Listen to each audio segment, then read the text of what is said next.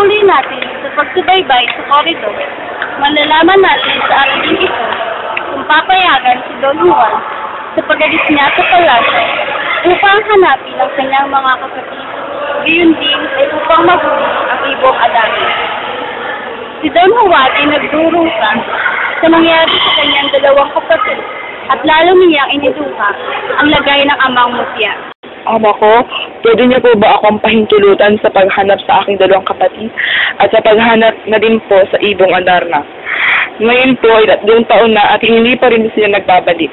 At labis ko rin po ang pinag-aalala, baka ang sakit niya po ay lumala. Anak ko, Don Juan, kung ikaw ay mawawalay sa aking piling, ay lalo kung ikaw mamatay, masaklap sa aking puso. Ilang gayak mo pag-alis, ang iyo ko ay mapapatid sa pagmawala ka sa aking piling. Kung pipigilan niyo po ako po ay aalis ng palihim. Sa ganitong napakinggan ni Don Fernando, siya ay nagulat at naisip niya na baka umalis na walang paalam si Don Juan. Kahit masakit sa puso ng hari, pinayagan niya si Don Juan na umalis ng palasyo. At lumuhod si Don Juan. Ama, bendisyonan niyo po itong babaunin kong sandata. Ang bendisyon ay ginawad na kay Don Juan at ang luha ni Don Fernando ay nagsilaglagan gayon din ng kanyang ina. Hindi gumamit ng kabayo si Don Juan sa paglalakbay, bagkus binagtas niya ang parang na malawak at ang kanyang baon lamang ay 5 tinapay, 1 tubig at siya ay nagdasal sa Diyos na ingatan siya sa kanyang paglalakbay. 4 na buwan niyang nilakbay ang kaparangan hanggang sa kanyang natagpuan ang matandang leproso.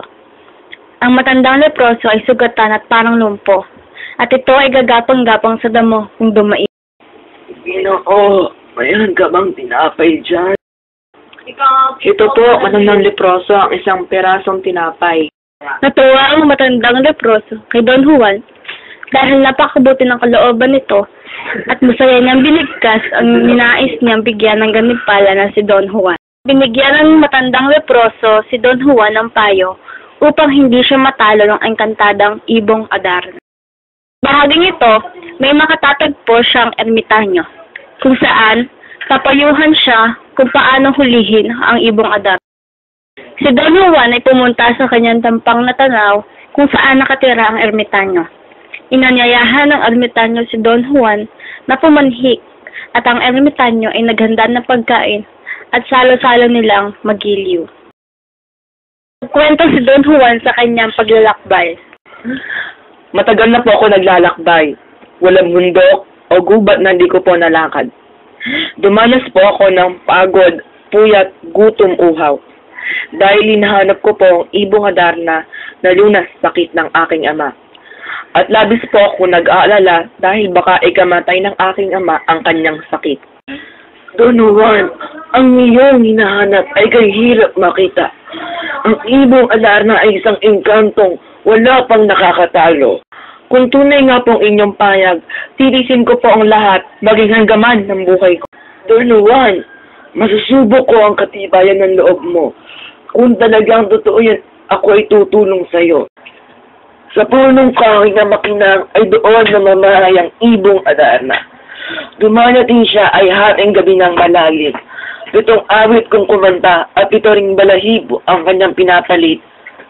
Upang malabanan mo ang kanyang 7 kanta, bibigyan kita ng panlaban dyan. Narito ang labahat at 7 dayap na hinog. Ito ang iyong dalhin upang hindi ka matalo ng engkantada. Sa bawat kanta mong mapapakinggan, sugatan mo ang iyong palad at sa kapigaan mo ng dayap. Pagkatapos, ang 7 kanta ng ibong Adarna, ito ay magbabawas at kailangan mong huwag mapatakan ng kanyang dumi. Kung ikaw ay mapatakan ikaw ay magiging bato. Matutulad ka sa iyong 3 kapatid. Dalhin mo rin itong sintas at itali mo ng mabuti na wag ang Adarna ay makalpas.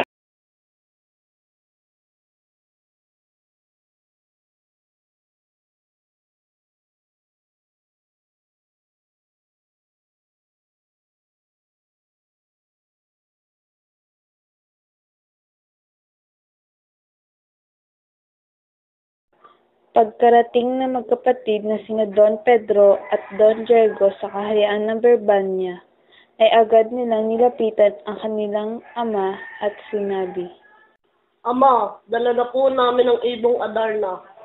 Pagkakita ni Don Fernando sa dalawa niyang anak, agad itong ngumiti at hinagka ng dalawa. Ngunit napansin niyang wala si Don Juan doon. Tinanong niya ang dalawa. Nasaan ang kapatid niyong si Don Juan? Bakit hindi niya siya kasama? Walang naisagot ang dalawa sa kanilang ama, kaya naghimutok ito. Agad siyang nanlumo at tila ibig na niyang mamatay. Samantalang ang ibong Adarna naman ay lalong pumapangit at ayaw kumanta. Ito ba nga ang ibong Adarna? Kung ito nga ang pagkapangit naman, ang sabi ng mediko, meron itong 7 balahibong likha ng engkanto. At kung kumanta, ay gagaling ang sinumang nagdudusa. Ano ang dahilan ng panlulumo ng ibong ito? Lalo ko lang ikamamatay. Kung ganyan ang aking makikita. Nagunita ni Don Fernando si Don Juan sa kanyang panaginip. Parang nangyayari nang nasa panaginip niya. Dahil dito, nag-agaw buhay ang ahari. Buti na lang at naagapan agad ang medisina. Di rin naawit ang ibong Adarna dahil sa dinaramdam niya ang di pag-uwi na kanyang amo. Nais niyang iparinig ang kanyang awit sa hari na kasama si Don Juan.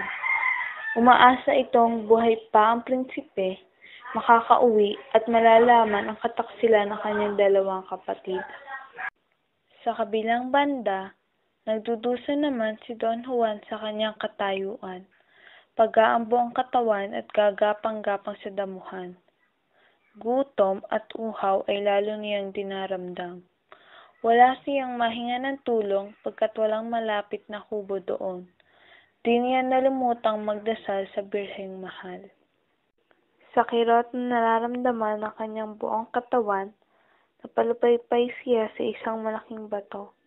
Tumingin sa taas at saka kinausap ang mga bituin upang alawin ang kanyang sarili. Napaluha siya sa kirot na nararamdaman. Naalala niya lumipas ng kahapon sa kanyang bayang kinalakihan, kapiling ang kanyang ama at ina. Ngayon ay nararamdaman niya ang dusa na malayo sa kanyang ina at ang mag-isa sa kawalan. Napahilig sa bato ang sugatang katawan ng prinsipe. Ipinikit niya ang kanyang mga mata at iniisang kirot ang nararamdaman. Di niya magawang maidlip dahil sa kanyang dinaramdam. Nang lumaon ay nabawasan na ang kirot na kanyang nararamdaman at bahagya na siyang nakakakilos. Inaliw niya ang sarili sa kanyang kalungkutang nararamdaman at muli ay nanalangin sa mahal ni Birhen.